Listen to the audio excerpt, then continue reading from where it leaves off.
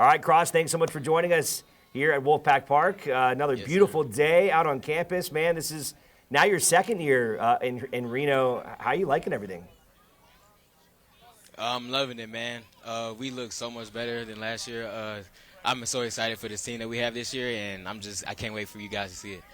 How would you describe maybe the different mindset coming into this year? It seems like you guys have a little bit more in the arsenal offensively with some of these Pac-12 transfers and probably a little bit more optimism about what you could potentially do in 2023. Yes, sir. Yeah, we got my boy Croc came in from Oregon, and we got a couple more transfers. John Jack from USC, a couple receivers. So I'm pretty excited about what the offense has to offer this year. It's going to be way different than last year. We got a whole bunch of weapons, receivers, running backs, line, all positions on offense and defense. So I really just can't wait for y'all to see it. I'm too excited.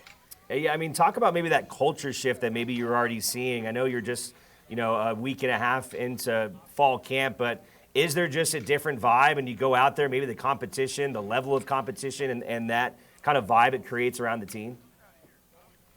Oh, most definitely, most definitely. The defense comes out to work every day. Same with the offense. It's violent on both sides of the ball.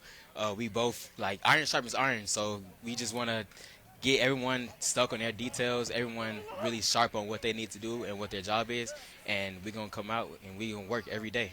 It's just work every day, every day. 14 So Pac-12 that's just the type of transfers vibe that we have. added to the team this last offseason. A couple from Oregon, as you mentioned, Jackson LeDuc, another Oregon guy who came in. Obviously, the first year there were 5 or 6 of you. I guess what is the message that you tell guys when they're thinking about coming to Nevada? It's different. It's so different over here. Like the vibe, like the way we work, it's gonna be different. And I told Isaiah Crocker, because that's one of my boys that came down from Oregon. I told him it's gonna be different, and he's coming down here to work, man. So, yeah, it's different out here. It's different on the Wolfpack Park, man. It's different. Let's talk a little bit about your position, the running backs. You added a couple Pac-12 transfers there. Sean Dollars, who played with you at Oregon, Ashton Hayes from Cal, and then some freshmen as well. So what excites you most about this running back group as you guys look to replace Toa Taua and Devontae Lee? Yes, sir. Yeah, Sean Dollars, that's my boy, man. We came in Oregon together. We've been there together, so I'm excited. I'm way too excited that I got my dog back down here with me. And Ashton Hayes, man, hey, he's a bullet, bro. He's fast. So, like, we all of us, we all got different games and we come into the run game. So we all going to, like, compliment each other, you know what I'm saying? So it's just really a three-headed monster, plus some more. All the freshmen coming in, and the freshmen look good too. Connor, Spencer, they look very good. So I can't wait for them to come out on the field too.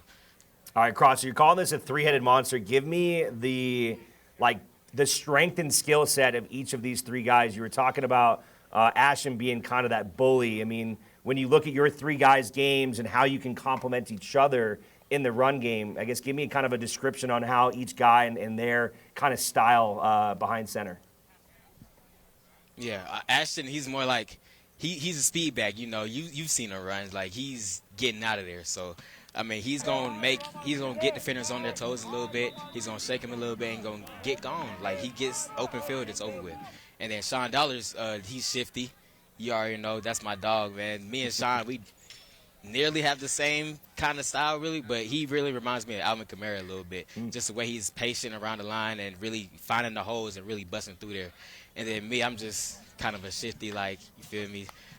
I don't want to be too cocky. I'm just a little shifty back, you know what I'm saying? Just, I get somebody in front of me, they're not going to catch me. So, You got some solid playing time last year. I guess individually for yourself, what do you hope to accomplish getting on the field even more and being able to make plays for the Wolfpack?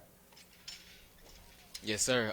Right now, I'm just really focused on my details, really honing in on ball security and everything like that, and just trying to get faster and just really trying to get on the field more, man. Because I know I seen the field last year, but I think I'm gonna get there this year though. I want to show you guys something. All right, Cross, I want to ask you some questions away from football. You're from Atlanta, Georgia. You went to Oregon, of course, to start your career. Now you're here in Reno. You're in the backyard of Lake Tahoe. What was your reaction the first time you saw Lake Tahoe and maybe just some of the other surrounding areas? I imagine for a kid from Atlanta, it must have been a jaw-dropping moment. Yeah, Tahoe is amazing, man. And coming from Oregon, just the nature out there too, it's crazy. But Tahoe is on a different level. Like, the water out there is clear. Like, the trees and everything, the scenery, it's amazing, man. I can't get enough of Tahoe. I can't. I can't. I got to go back. You seem to have really a nice personality as well. I mean, this is obviously the dog days of summer. It's hot out there. You guys are about halfway through camp. I'm sure you guys are getting a little bit beat up and tired. But where does that personality, that upbeat persona come from? And how do you hope that that rubs off on your teammates as you guys go through these hard practices? I just think my family, my parents raised me the right way. They showed me how to really treat everybody and just know how to, like, bring everybody up and just have, if someone's down that day, I can bring them up, and then I can be the person to bring them up, and they always taught me that. So I just really want to carry that around the team and just bring the team around with me, man, so everyone is in a good mood every day. Everyone's ready to work every day because everybody's body's hurting. Everyone's doing this all around the country, so we just got to have the best mood and come out here to work every day. All right, I always like asking this question. You obviously come from a musical background with your dad, you know, big boy, Outcast, all that stuff. When you're in the locker room and you got the aux cord out, who is the guy that you trust the most to play music in the locker room, and who is the guy that you don't want that thing to come within 5 feet of? I think I'm gonna trust James with the aux, man. James, he plays all the slow jams and all the '90s jams. And Okay, that's my type of get vibe. get some slow R&B in there. Yes, sir. Yes, sir. A person that can't get the aux, I might have to say Imani, because he plays the same songs every day, bro. Because the songs might be hard, but it's the same songs every day, man. So it's like, dang. Is there any Outcast that gets played in the locker room, or is that kind of not hip with the kids these days? Just a little bit. A little bit.